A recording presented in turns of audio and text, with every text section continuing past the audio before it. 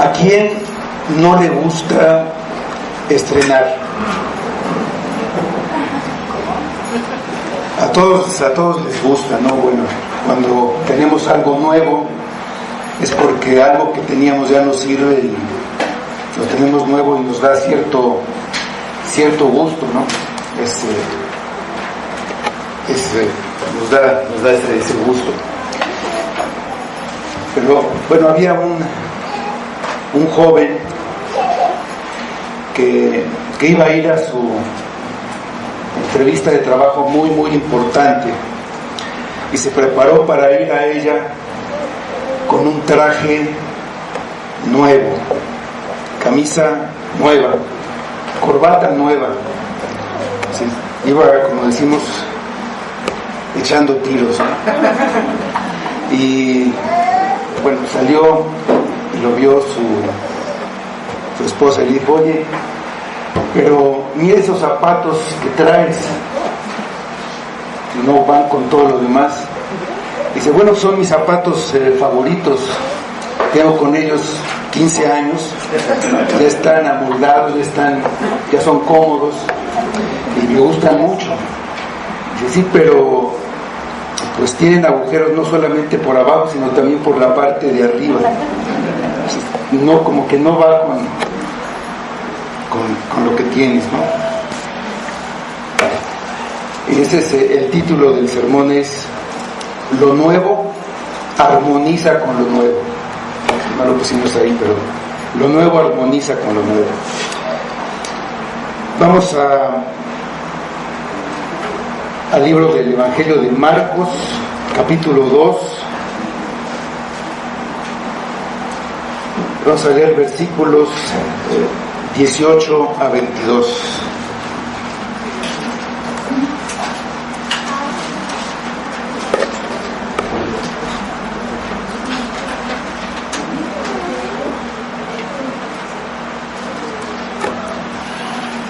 Dice así la palabra de Dios. Y los discípulos de Juan y los de los fariseos ayunaban. Y vinieron y le dijeron: ¿por qué los discípulos de Juan y los de los fariseos ayunan y tus discípulos no ayunan?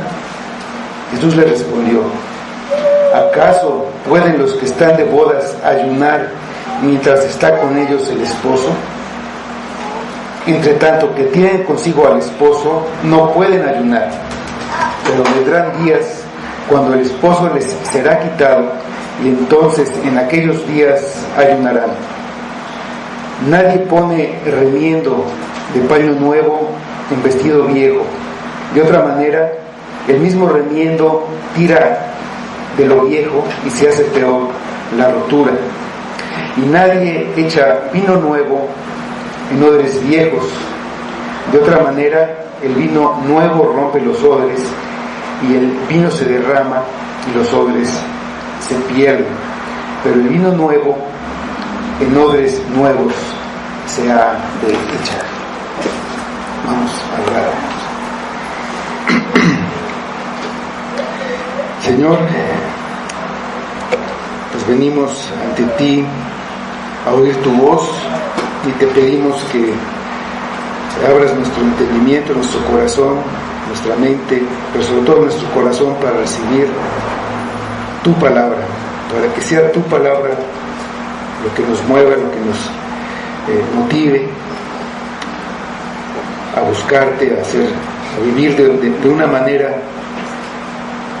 que a ti te agrade, no por lo que nosotros podamos hacer, sino porque Cristo mora en nosotros.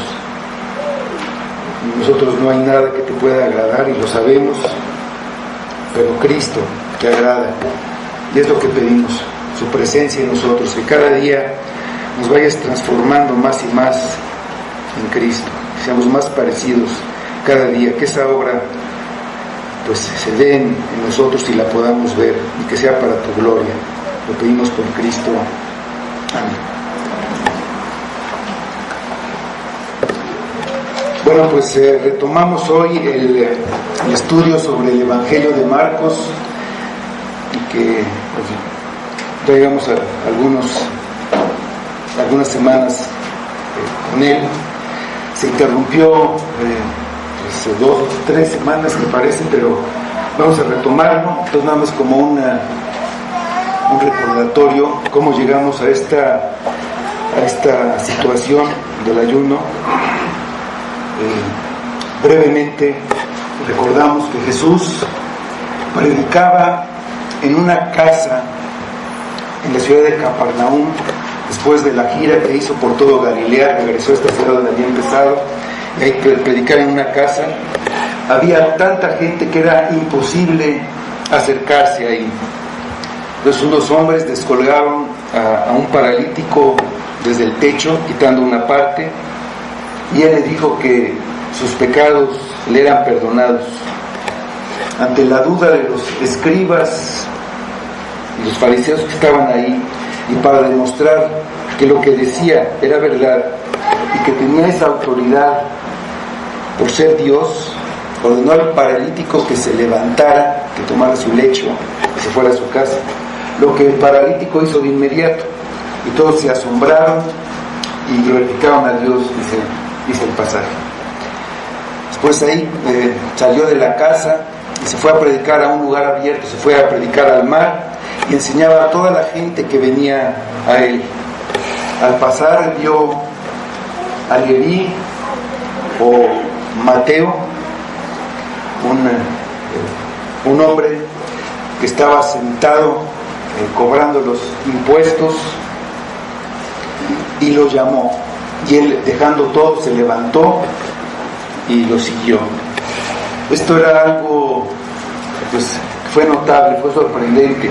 Los cobradores de impuestos o publicanos, como se les conocía, eran considerados pecadores y traidores por sus compatriotas judíos, y en verdad lo eran, porque su motivación era la codicia. Trabajaban para el imperio que los oprimía y abusaban cobrando de más lo que era, pues, lo que ellos ganaban.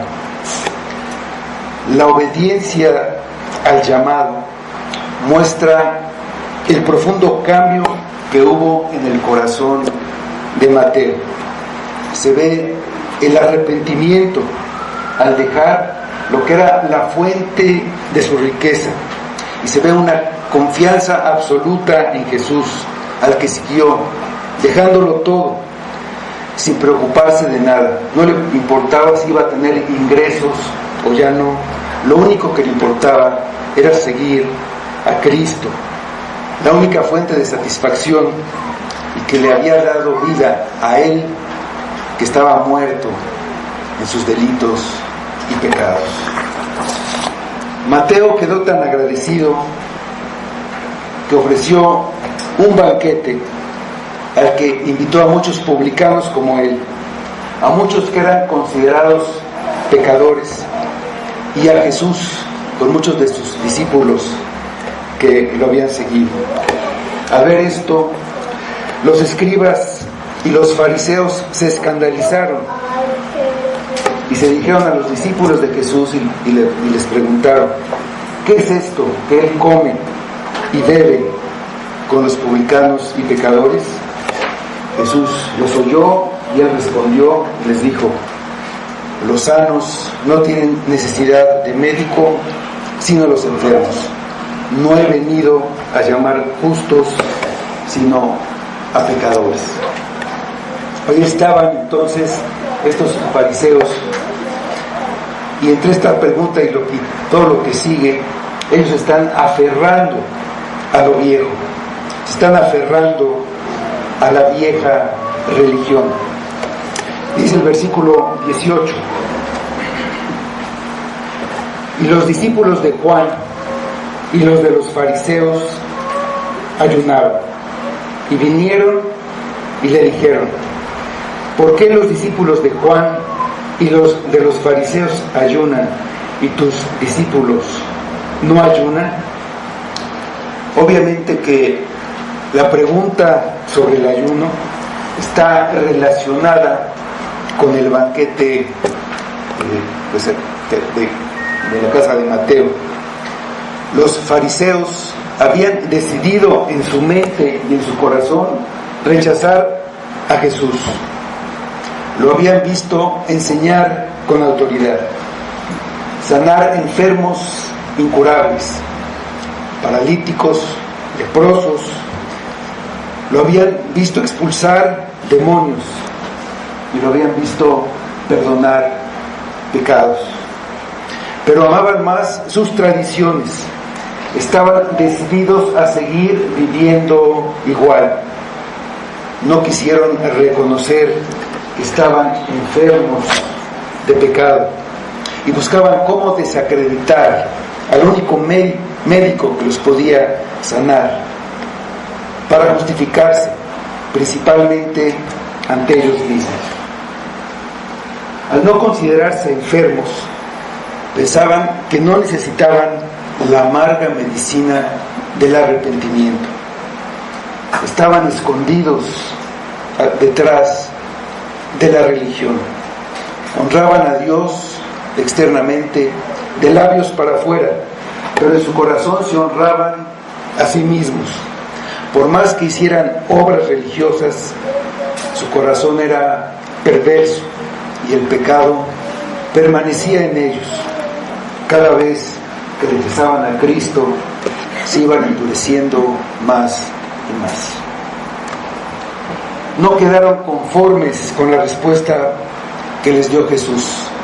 En su opinión, ellos no eran pecadores, y apareció un nuevo argumento para desacreditar a Jesús. Además de comer con publicanos y pecadores, no cumplía con las tradiciones, no cumplía con los preceptos religiosos. El versículo dice que los discípulos de Juan y los de los fariseos ayunaban. Significa que estaban ayunando en ese momento. Estaban ayunando, es como se traduce en otras versiones. La Biblia de las Américas así lo traduce. Estaban ayunando. Ayunar es abstenerse de comer y a veces de beber por algún tiempo, por motivos religiosos. Varias religiones practican el ayuno. Acaba de iniciar con los musulmanes el mes llamado el Ramadán, en que ellos ayunan un mes entero, pero bueno, ayunan en el día, mientras haya luz de día, no comen desde antes de que salga el sol hasta después de que se pone. Es un ayuno, pues durante todo un mes es bastante fuerte. También las religiones hindú, las castas más altas, su sistema de castas, también practican el ayuno riguroso. Tenemos ejemplos de Gandhi y de todas estas personas. Pero para los judíos, en el Antiguo Testamento estaba prescrito el ayuno obligatorio solamente en el día de la expiación. Se usa la frase afligiréis vuestras almas en el libro de Levítico y en el libro de Números, cuando se habla de lo que se debía hacer ese día. El que no ayunara sería cortado del pueblo. Pero esta frase de afligiréis vuestras almas se traduce directamente como ayuno en el Salmo 69, versículo 10, que dice: lloré afligiendo con ayuno mi alma, y esto me ha sido por afrenta. Ese era el ayuno obligatorio, un día todo el año. Pero se ayunaba en otras muchas ocasiones sin que hubiera un mandato específico y una obligación de cumplir. En tiempos de aflicción, ya fuera de manera personal o de manera colectiva, se ayunaba. El ayuno estaba relacionado con el luto y la tristeza. Fue una reacción natural por la aflicción causada por la pérdida de un ser querido. Pero se ayunaba en tiempo de guerra o de amenaza de guerra, cuando había una enfermedad grave Un ejemplo de eso lo tenemos cuando David ayunó por su hijo pequeño que iba a morir. Se ayunaba cuando se buscaba el perdón de Dios. Moisés ayunó 40 días y 40 noches por el pecado de Israel. La ciudad de Nínive ayunó para ser perdonada y no ser destruida. Daniel ayunó para confesar a Dios los pecados de Israel. El pueblo entero ayunó al confesar sus pecados y leer la ley. Nos vamos a leer este caso en Nehemías 9, del 1 al 3.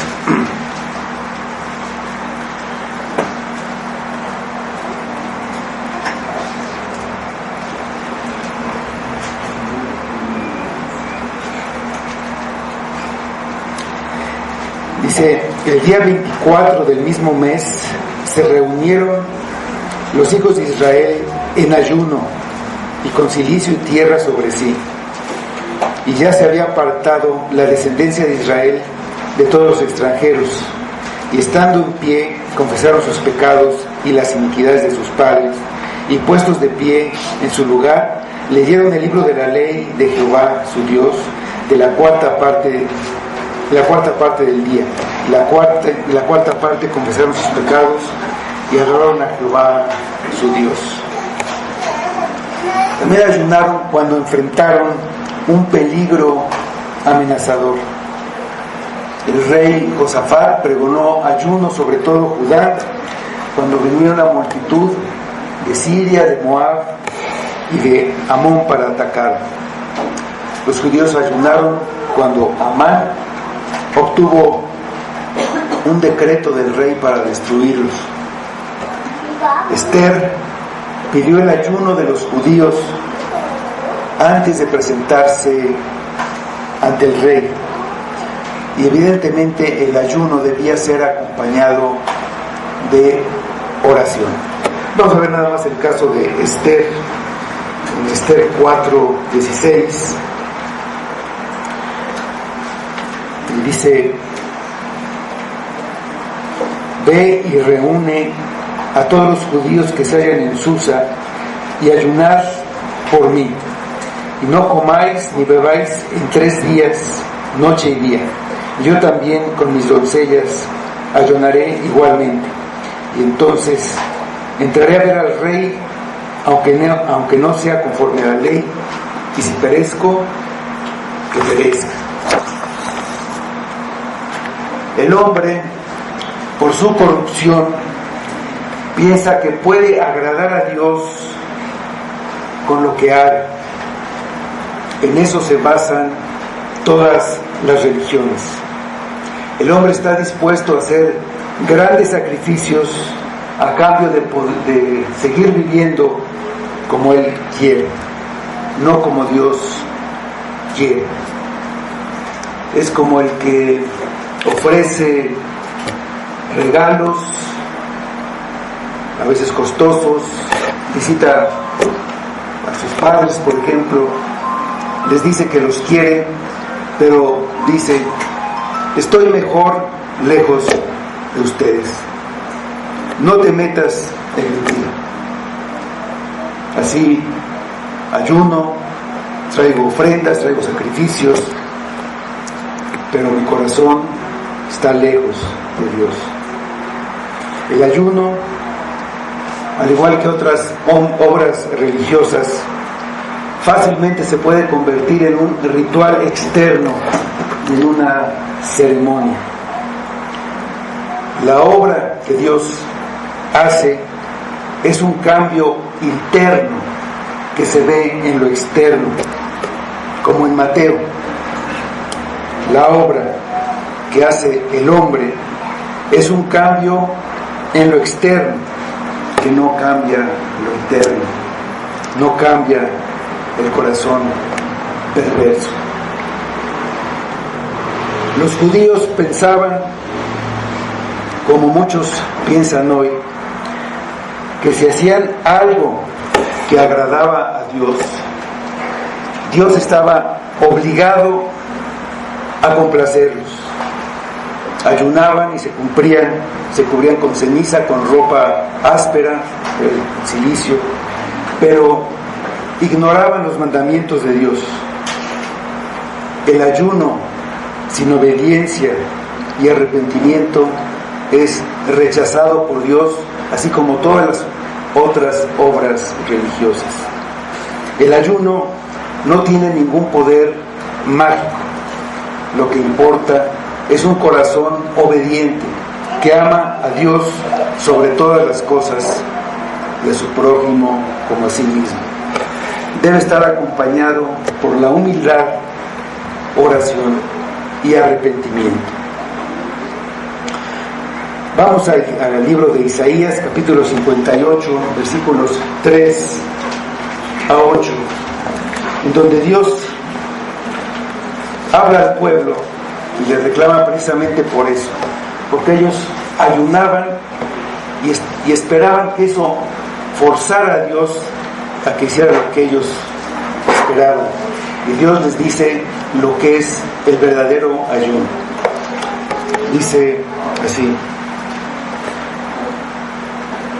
¿por qué dicen ayunamos y no hiciste caso? Humillamos nuestras almas y no te diste por entendido. Eso le dice Dios al pueblo. Y responde: he aquí que en el día de vuestro ayuno buscáis vuestro propio gusto y oprimís a todos vuestros trabajadores. He aquí que para contiendas y debates ayunáis, y para herir con el puño inicuamente. No ayunéis como hoy. ¿Para qué? Para que vuestra voz sea oída en lo alto. Es tal el ayuno que yo escogí, que de día aflija el hombre su alma, que incline su cabeza como junco y haga cama de cilicio y de ceniza. ¿Llamaréis esto ayuno y día agradable a Jehová? No es más bien el ayuno que yo escogí, es el ayuno verdadero que Dios dice y pide. No es más bien el ayuno que yo escogí, desatar las ligaduras de impiedad, soltar las cargas de opresión y dejar ir libres a los quebrantados, y que rompáis todo el yugo. No es que partas tu pan con el hambriento y a los pobres errantes albergues en tu casa, que cuando veas al desnudo lo cubras y no te escondas de tu hermano. Entonces nacerá tu luz como el alba, y tu salvación se dejará ver pronto, e irá tu justicia delante de ti, y la gloria de Jehová será tu retaguardia.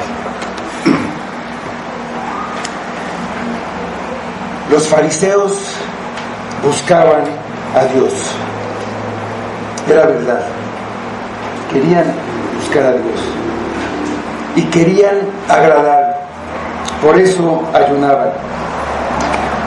Pero por el desvío de su corazón habían hecho del ayuno una práctica para mostrar a los demás lo piadoso que era. Demudaban sus rostros, a veces se maquillaban de blanco, un rostro pálido, se vestían de ropas rugosas, de cilicio, y salían a la calle para que los vieran. Con el tiempo se fue haciendo costumbre, se hizo reglas, se hizo tradición de los ancianos, fueron dando reglas.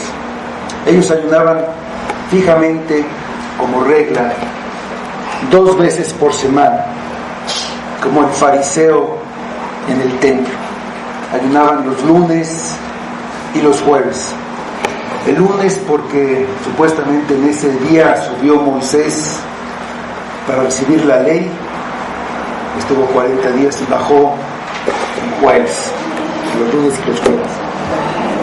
Y trataban de imponer esta regla a todos y censuraban a los que no cumplían con lo que ellos creían.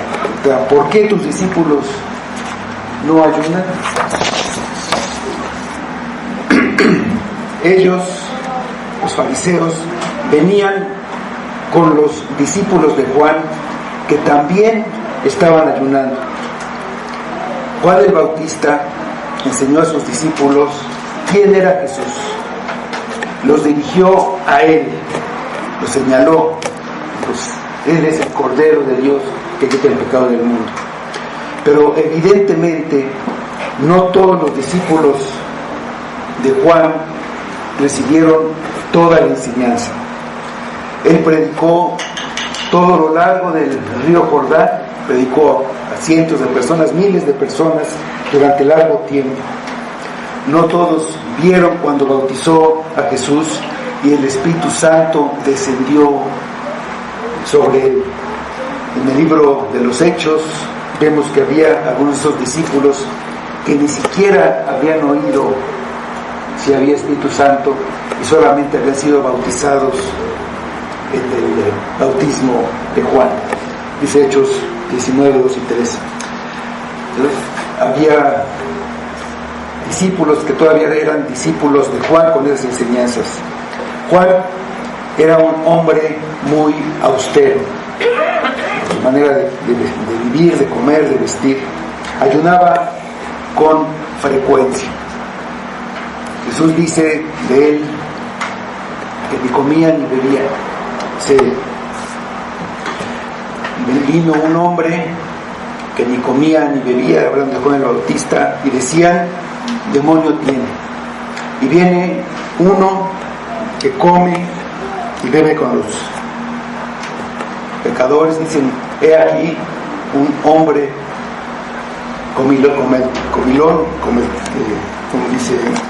comilón y bebedor de vino y amigo de publicanos y pecadores. Pues Juan ayunaba, pero él lo hacía de una manera correcta y seguramente sus discípulos seguían su ejemplo. El ayuno reflejaba un deseo de buscar a Dios y esperaba ansiosamente la llegada del reino. No era el único que hacía esto. Dentro de los fariseos, una de las razones para ayunar era esperar al Mesías. También lo hizo la profetisa Ana. Vamos a ver esto en el Evangelio de Lucas, capítulo 2, versículos 36 a 38. Esta mujer estaba allá fuera del templo, y eso es lo que dice de ella.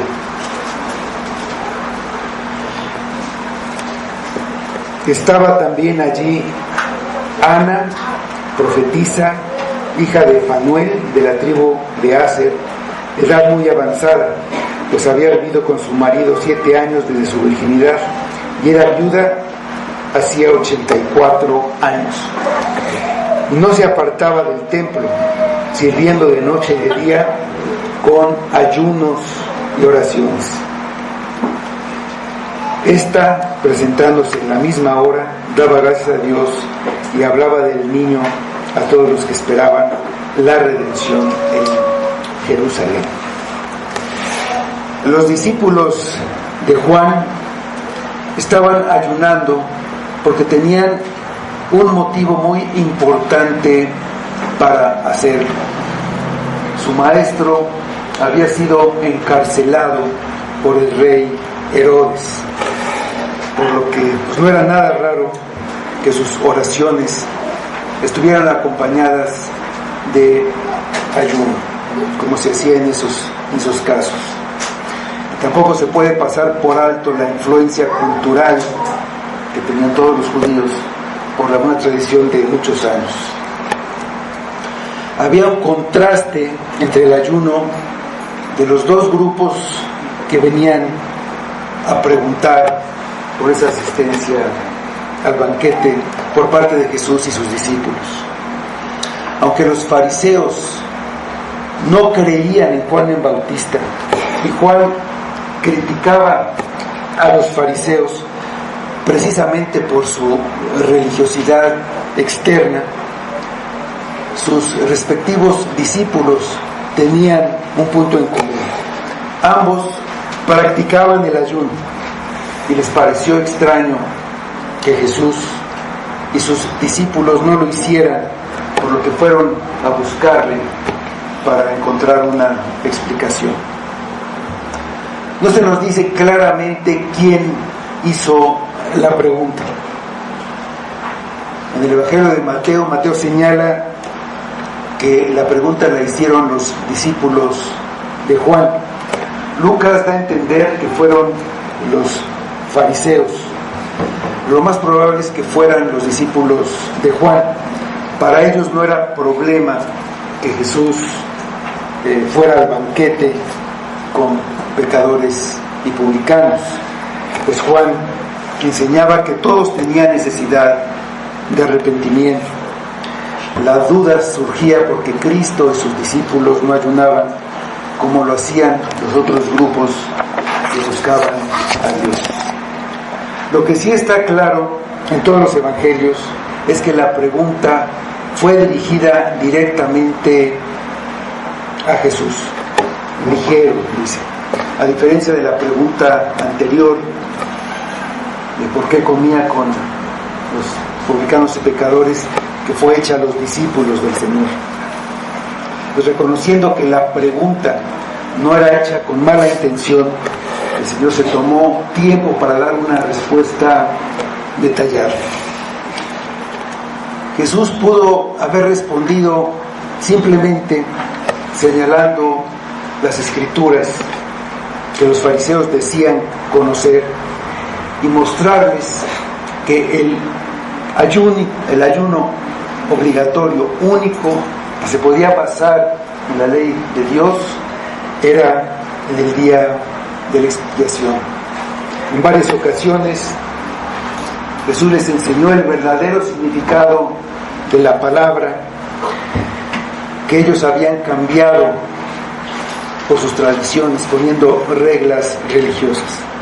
Sin embargo, respondió por medio de una metáfora, mostrando nuevamente que el reino de Dios había llegado, por lo que no se podía estar de luto, logrando al mismo tiempo dar enseñanza a los discípulos de Juan y enfrentar a los fariseos con su estado espiritual. Dice el versículo 19: Jesús les dijo: ¿acaso pueden los que están de bodas ayunar mientras está con ellos el esposo? Entre tanto que tienen consigo al esposo, no pueden ayunar. Ayunar era apropiado en ocasiones de luto y tristeza. Una boda era un motivo de fiesta y alegría. Entre los judíos, en las bodas se hacía una gran celebración. Durante las fiestas de matrimonio de los judíos estaba prohibido estar triste. Toda la comunidad tenía el deber de alegrar a la novia y al novio. Las fiestas duraban hasta 7 días. No se acostumbraba que los novios fueran de viaje a lo que se llama ahora una luna de miel. Ellos estaban ahí en su casa y haciendo fiesta, recibiendo invitados, compartiendo con ellos. Y durante ese tiempo no era correcto ayunar. A nadie se le hubiera ocurrido, ni se le ocurriría hoy ir a una fiesta de bodas donde va a haber un banquete y ayunar. Jesús compara su presencia en la tierra con una fiesta de bodas.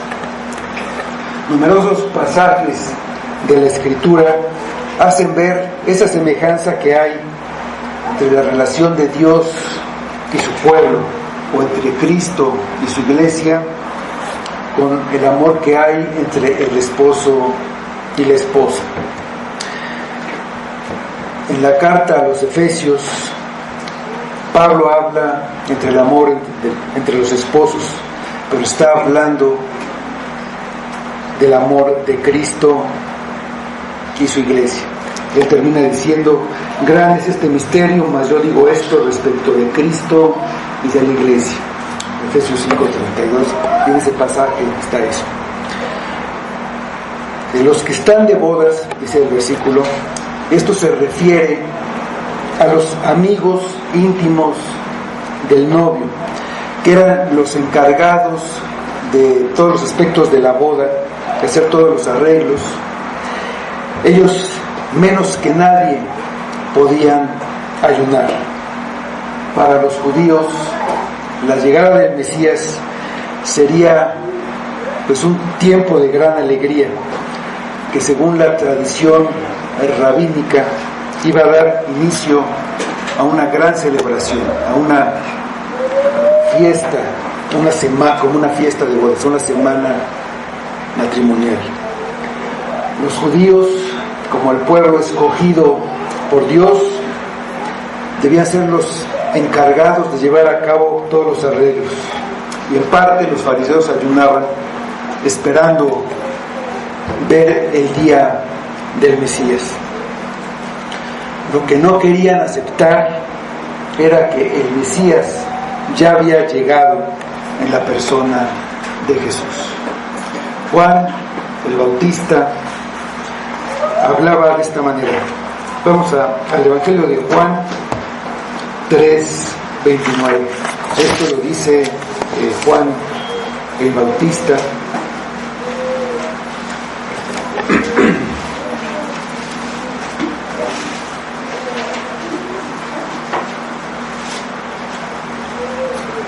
Dice: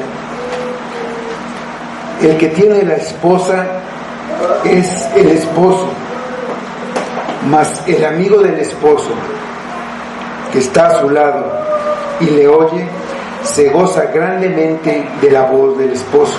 Así pues, mi gozo está cumplido.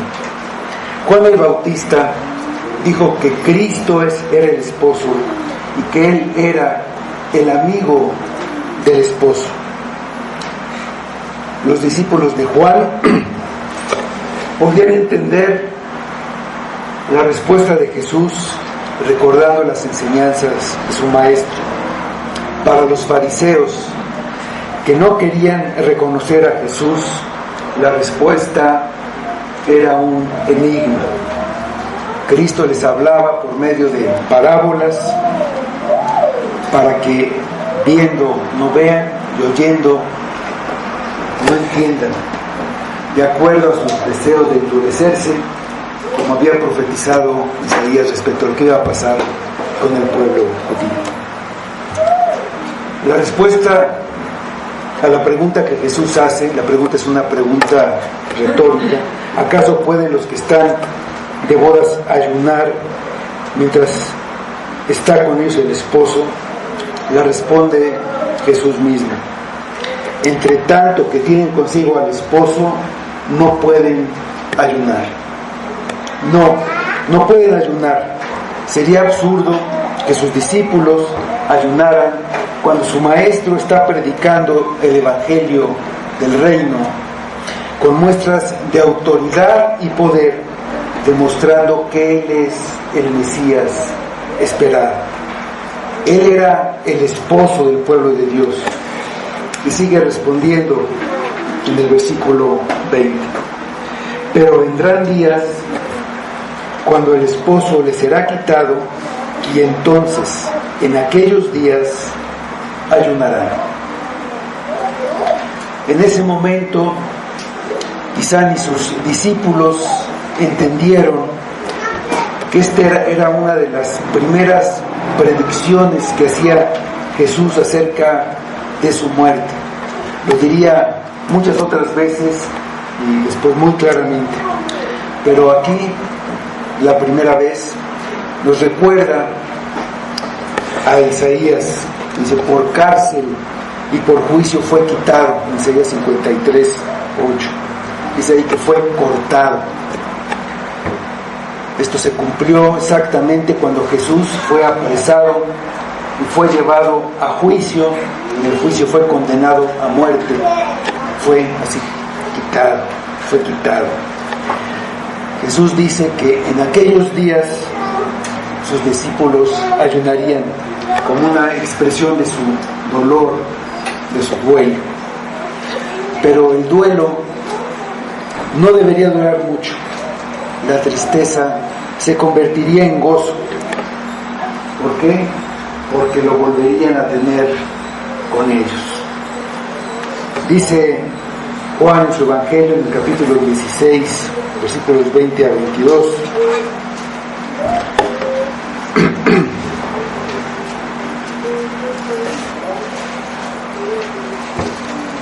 Dice: de cierto os digo que vosotros lloraréis y lamentaréis, y el mundo se alegrará. Pero aunque vosotros estéis tristes, vuestra tristeza se convertirá en gozo.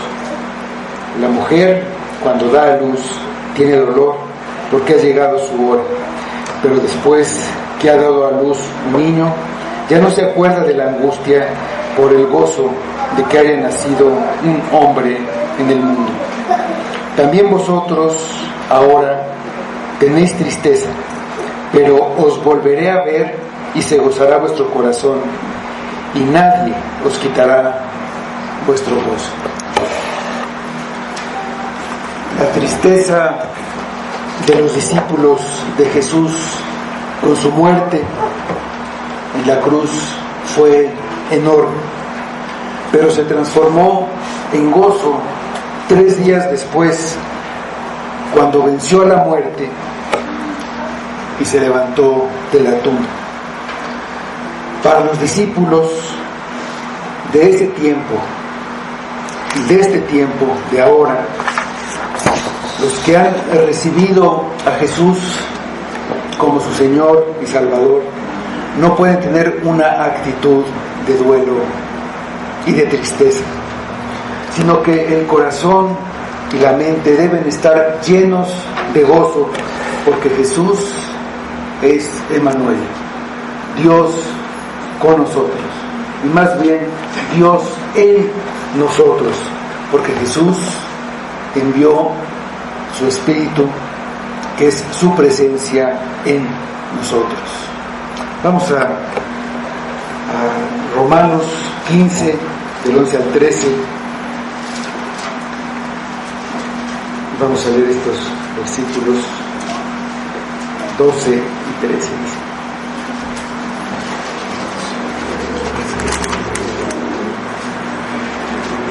Desde la parte que dice: y otra vez dice Isaías, estará la raíz de Isaí, y el que se levantará a regir los gentiles, y los gentiles esperarán en él, y el Dios de esperanza os llene de todo gozo y paz en el creer, para que abundéis en esperanza por el poder del Espíritu Santo. En resumen, Jesús les respondió que el estricto cumplimiento de las normas religiosas, como lo llevaban los fariseos, era contrario a lo que Dios quería. Ellos estaban de luto cuando deberían estar de fiesta. Rechazaban las buenas noticias de la salvación por pura gracia, sin ninguna aportación personal. Ellos querían cumplir las reglas para ganar la salvación.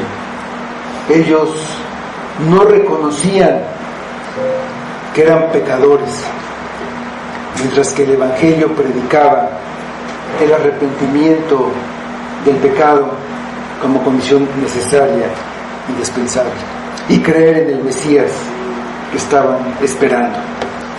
Con 2 ilustraciones de la vida cotidiana, Jesús deja en claro lo inapropiado que hubiera sido que sus discípulos ayunaran en ese momento, como si la llegada de Cristo hubiera sido motivo de dolor.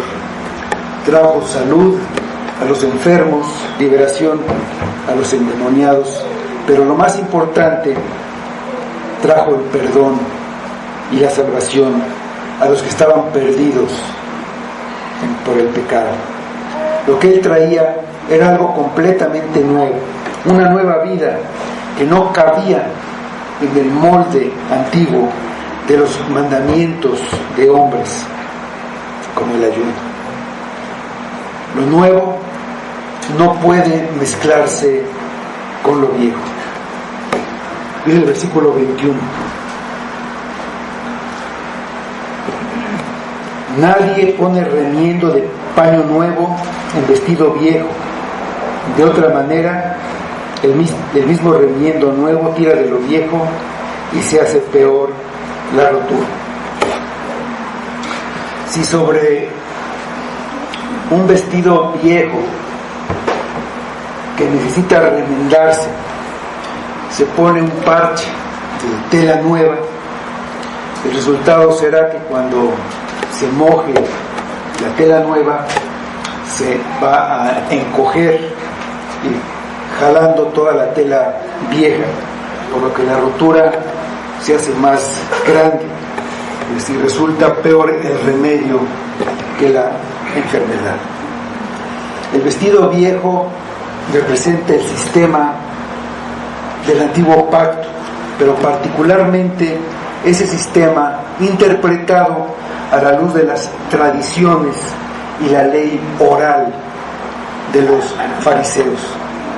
Lo que Cristo está tratando de enseñar aquí es que aunque el cristianismo se da en una cultura judía, en un contexto religioso judío, la forma de vida que Él promueve no consiste simplemente en algunos parches sobrepuestos sobre el viejo sistema, sino un sistema totalmente nuevo.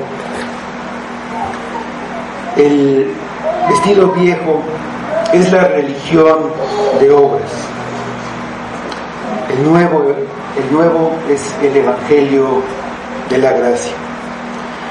Cristo no pretendía remendar al judaísmo con ayuda de algunos elementos nuevos tomados del cristianismo.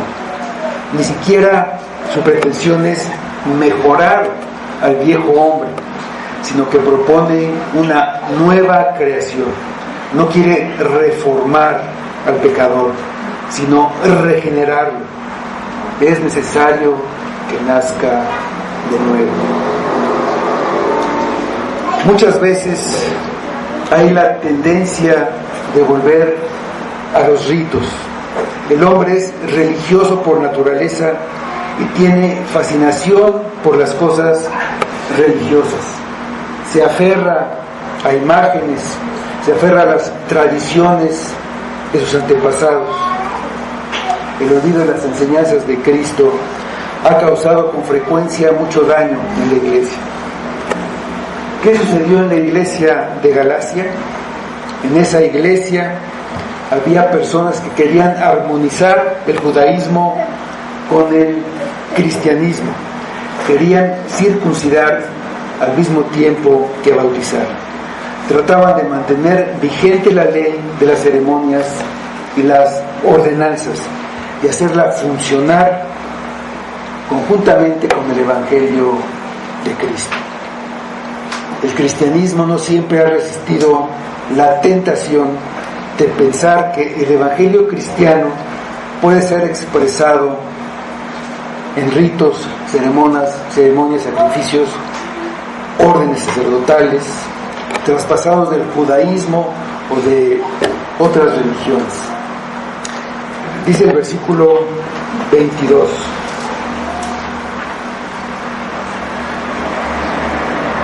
Y nadie echa vino nuevo en odres viejos.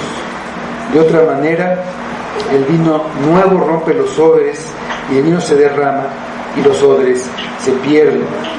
Pero el vino nuevo en odres nuevos se ha de echar. En ese tiempo no había envases de vidrio, tampoco había barricas de madera, y lo que se usaba eran pieles de animales. Se quitaba toda la piel, se le cortaba la parte de las piernas, de la cabeza, y se formaba una especie de globo, algo parecido a la bota que usan los españoles, pero de mayor tamaño, y ahí se guardaba el vino. El vino nuevo, por la fermentación, producía gases que causaban, se expandía aquello, y se echaba en odres viejos que habían perdido ya la elasticidad. Pues la presión hacía que se rompieran los odres y se perdía tanto el vino como los odres.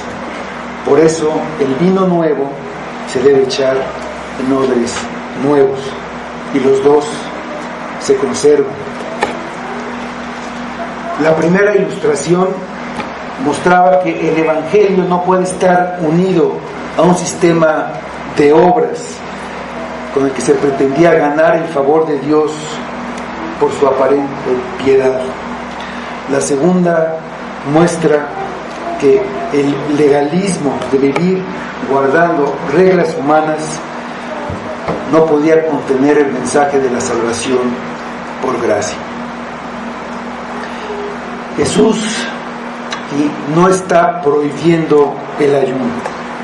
De hecho, dice que habrá un tiempo en que sus discípulos ayunarán. La iglesia primitiva ayunaba de manera colectiva.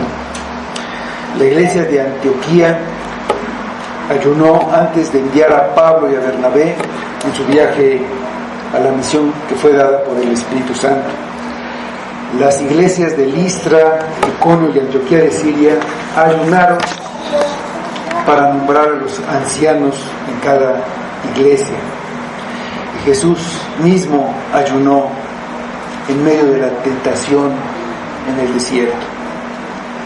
La diferencia es la misma que la que hay con respecto a guardar la ley.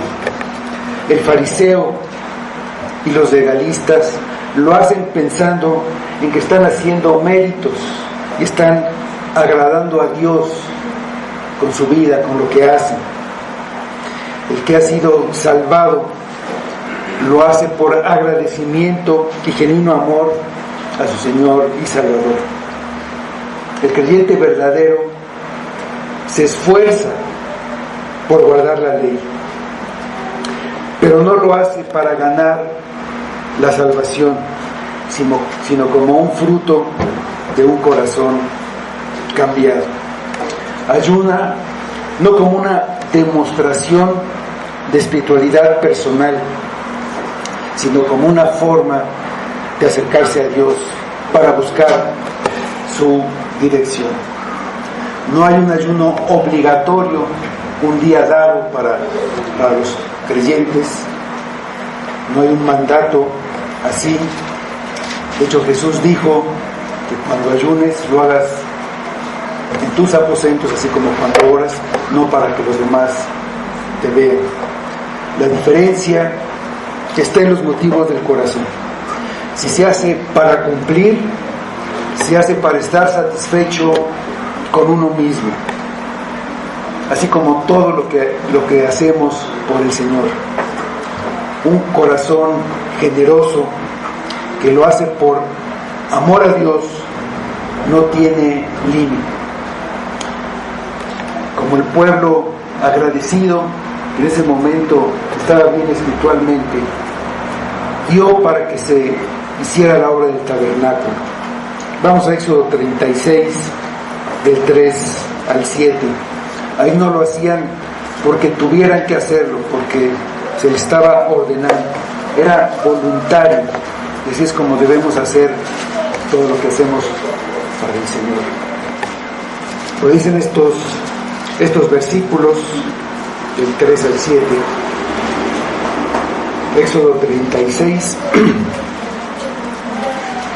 Y tomaron de delante de Moisés toda la ofrenda que los hijos de Israel habían traído para la obra del servicio del santuario, a fin de hacerla, y ellos seguían trayéndole ofrenda voluntaria cada mañana, tanto que vinieron todos los maestros que hacían toda la obra del santuario, cada uno de la obra que hacían, y hablaron a Moisés diciendo: el pueblo trae mucho más de lo que se necesita para la obra que Jehová ha mandado que se haga. Entonces Moisés mandó pregonar por el campamento diciendo: ningún hombre ni mujer haga más para la ofrenda del santuario. Así se le impidió al pueblo ofrecer más, pues tenían material abundante para hacer toda la obra y sobraba.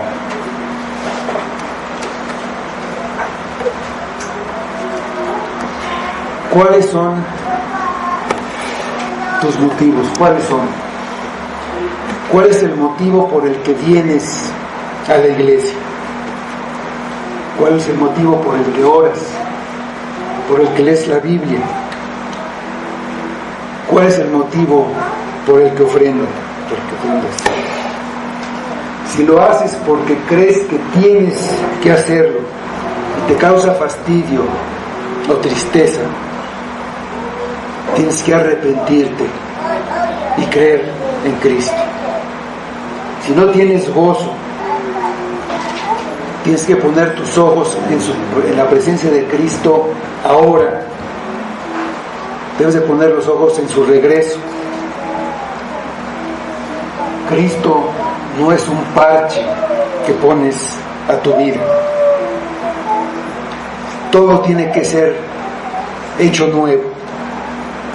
No es la vida que tienes más Cristo.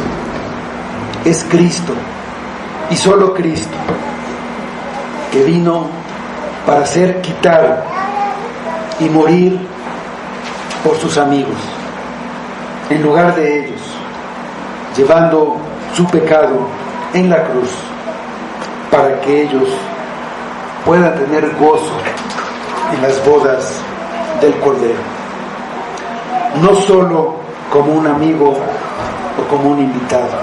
La iglesia en las bodas del Cordero será la esposa de Cristo. Si no lo haces, si no oras, si no lees la Biblia, si eres indiferente a Cristo, también deberías arrepentirte. Y esta sería una ocasión apropiada para ayunar y orar, clamando para que Cristo tenga misericordia, te abra los ojos y los oídos, para que puedas ver a Cristo y venir a Él, y Él te haga una nueva criatura y te dé una vida completamente nueva. El que viene a Cristo, Él no lo echa fuera. Vamos a orar.